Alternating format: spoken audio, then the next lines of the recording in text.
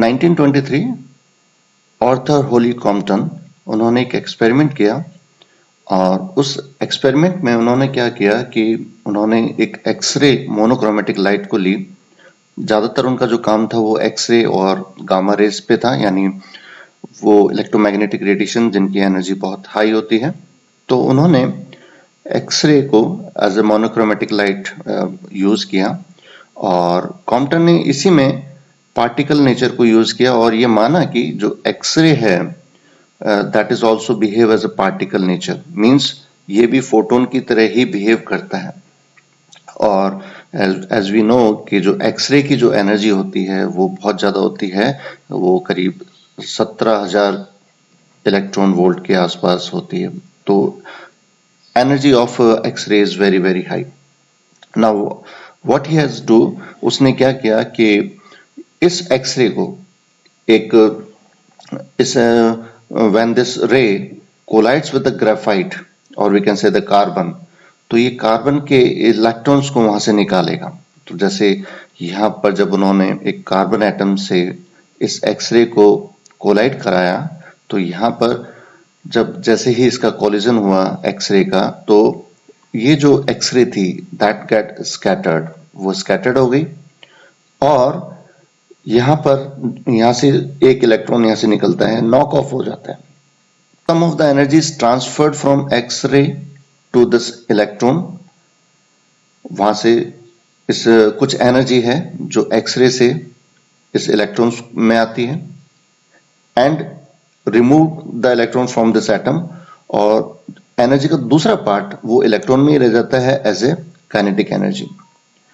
लेकिन जब एक्सपेरिमेंटली यहां देखा गया, जो स्कैटर्ड एक्सरे थी आफ्टर कोलिजन, जब इससे टकराई और कोलाइड होकर ये स्कैटर्ड हुई, देन इट इज फाउंड जो वेवलेंथ है वो इंसिडेंट एक्सरे की वेवलेंथ से ज्यादा था। It is found that this incident we can say the scattered x ray का जो लैम्डा है यानी वेवलेंथ है, that is found greater as compare to the incident lambda. यानी जो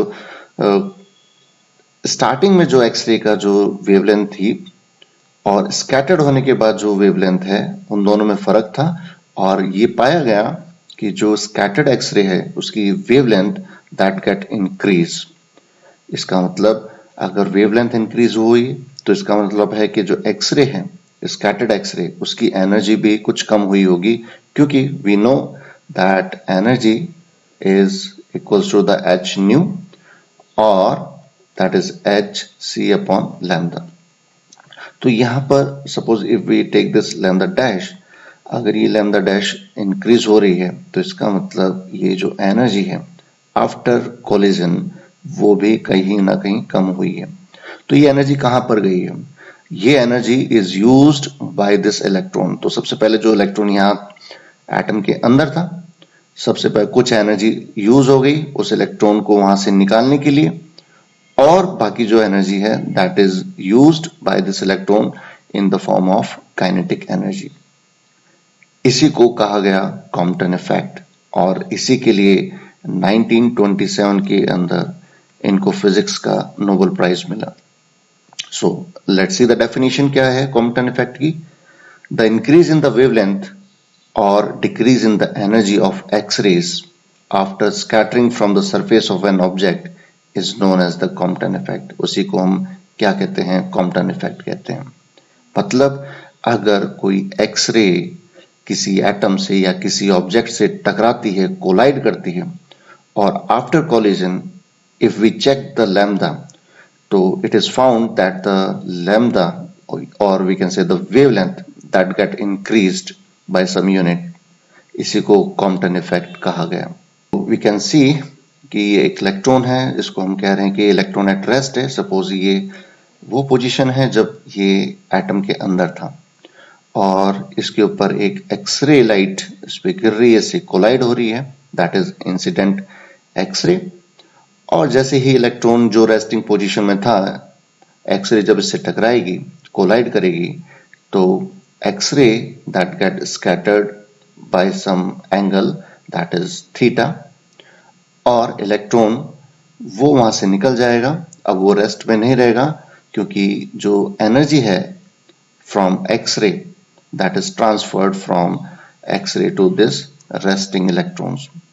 तो वो रेस्टिंग इलेक्ट्रॉन कुछ एनर्जी गेन करेगा and that get recoil and that get away from that atom. जैसे हमने भी थोड़ी देर पहले देखा था कि एटम से कैसे वो वहां से इलेक्ट्रॉन निकल जाएगा। तो स्कैटर्ड एक्सरे यहाँ पर होगा, उसका कुछ एंगल होगा। जो इंसिडेंट एक्सरे है और स्कैटर्ड एक्सरे है उसके बीच में कुछ एंगल बनेगा जिसे हम थीटा कह रहे हैं। और जो एंगल है between recoil electron and the incident X-ray that is this phi. तो यहाँ पर कुछ एनर्जीज होंगी। तो जो इंसिडेंट एक्सरे है उसकी एनर्जी क्या होगी, that is E equals to h nu. तो यहाँ we can calculate this momentum. तो मोमेंटम यहाँ पर P that is equals to h nu upon C। यहाँ पर इसकी वेवलेंथ दैट इज लैम्डा। और यहाँ पर ये जब इलेक्ट्रॉन एट रेस्ट है तो वी कैन से कि इसका मोमेंटम क्या होगा, that is obviously that is equals to 0 होगा वहां पर। और जैसे ही ये कोलाइड करेगा तो स्कैटर्ड एक्सरे जब यहाँ से एक्सरे जो रेडिएशन है वो स्कैटर्ड होगी तो तब उसकी एनर्जी हो जाएगी E dash that is equals to h nu dash. और उसका मोमेंटम भी चेंज हो जाएगा that is P dash equals to h nu dash upon C। यहाँ पर जो रिकॉयल इलेक्ट्रॉन है उसका मोमेंटम हो जाएगा mv। तो यहाँ पर चेंजेस हो जाएंगे, एनर्जी यहाँ पर कुछ कम हो जाएगी और वेवलेंथ यहाँ पर बढ़ जाएगी, जिसे ही हम कॉम्पटन इफेक्ट कह रहे हैं। तो यहाँ पर जब हम इस सभी law of conservation of energy and momentum को अगर यहाँ पर देखेंगे और इसका एक्सप्रेशन निकालेंगे तो we get the expression like this. तो जब हम यहाँ पर यूज करेंगे by applying the law of conservation of energy or momentum, then Compton show the increase in the wavelength of the scattered photon is this. So हमारा ये expression निकल के आएगा equation number 1। This is important expression. इसका जो derivation है उसके बाद जो एक्सप्रेशन निकल के आता है वो ये है। इसे हम कॉम्पटन शिफ्ट भी कह सकते हैं, जो वेवलेंथ के अंदर जो शिफ्ट होगा। तो यहाँ पर डेल्टा लैम्डा क्या है, that is increase in the wavelength. H is the plank constant. me क्या है यहाँ पर, वो है मास ऑफ इलेक्ट्रॉन। c क्या हो जाएगा, that is the velocity of light sign square theta by 2। और theta that is the angle between the incident and the scattered X-ray. So this is the important expression for the Compton effect. तो अब इसको अगर हम आगे drive करें, इसको आगे कन्वर्ट करें तो इसको हम ऐसे भी लिख सकते हैं। तो इक्वेशन नंबर 2 हो जाएगा हमारा। वहां हमने क्या चेंज किया है, वहां पर हमने साइन स्क्वायर थीटा बाई 2 को यह हमने ले लिया है 1 माइनस कॉस थीटा। तो ये हमारी इक्वेशन नंबर हो जाएगी 2, क्योंकि 1 minus cos theta is equal to 2 sine square theta by 2। तो सेकेंड इक्वेशन वो भी इंपॉर्टेंट है। तो ये दोनों इक्वेशन से हम आगे कुछ पॉइंट्स इसको डिस्कस करेंगे। तो ये हमारे पास सेकेंड इक्वेशन है। अब इसके मेन पॉइंट्स देख लेते हैं कॉम्पटन इफेक्ट के। तो मेन पॉइंट्स क्या हैं, पहला point, the wavelength lambda dash of the scattered X-ray is always greater. ये हमेशा ज्यादा रहेगा। तो जो स्कैटर्ड एक्सरे है उसकी लैम्डा वो हमेशा ज्यादा रहेगा than the wavelength of the incident X-ray. So this is the first point. Second point क्या कहता है कि जो कॉम्पटन शिफ्ट है वो इंडिपेंडेंट रहेगा wavelength of the incident X-ray. कि जो एक्सरे है उसकी वेवलेंथ क्या है उस पर डिपेंड नहीं करता, that is independent of the wavelength of the incident X-ray. Third point, that जो कॉम्पटन शिफ्ट है वो मटेरियल के नेचर पे डिपेंड नहीं करता है। जिससे एक्सरे टकरा रही है, जिससे कोलाइड कर रही है, उसके नेचर के ऊपर वो डिपेंड नहीं करेगा Compton shift. So Compton shift does not depend upon the nature of the material used as the target. And the fourth point, and that is the most important point of this Compton effect, that Compton shift depends only on the angle, that is theta, made between the incident and the scattered X-ray. So this is the main and important point of the Compton effect. ये जो Compton shift है वो केवल angle theta पे depend करेगा जो बनता है इंसिडेंट एक्सरे और स्कैटर्ड एक्सरे के बीच में। तो इसी पॉइंट को लेकर कुछ हम जो कुछ पॉइंट्स हैं उसको और डिस्कस करते हैं कि क्यों ये कॉम्पटन इफेक्ट है जो एंगल थीटा पे ही डिपेंड करता है। तो पहला केस लेते हैं, ये हम इस इक्वेशन को यूज करेंगे, इक्वेशन नंबर 2 को यूज करेंगे और यहाँ पर देखते हैं इन केस फर्स्ट, जब यहाँ हम देख रहे हैं कि जो थीटा है दैट इज इक्वल्स टू 0, इसका मतलब है कि जो वेव जब इंसिडेंट एक्सरे यहाँ पर किसी ऑब्जेक्ट से टकराई, यहाँ पर जब टकराई है ये इंसिडेंट एक्सरे, तो इनके बीच में कोई एंगल नहीं बना and that is passed without any angle, that is after scattered the angle जो थीटा है दैट इज इक्वल्स टू 0।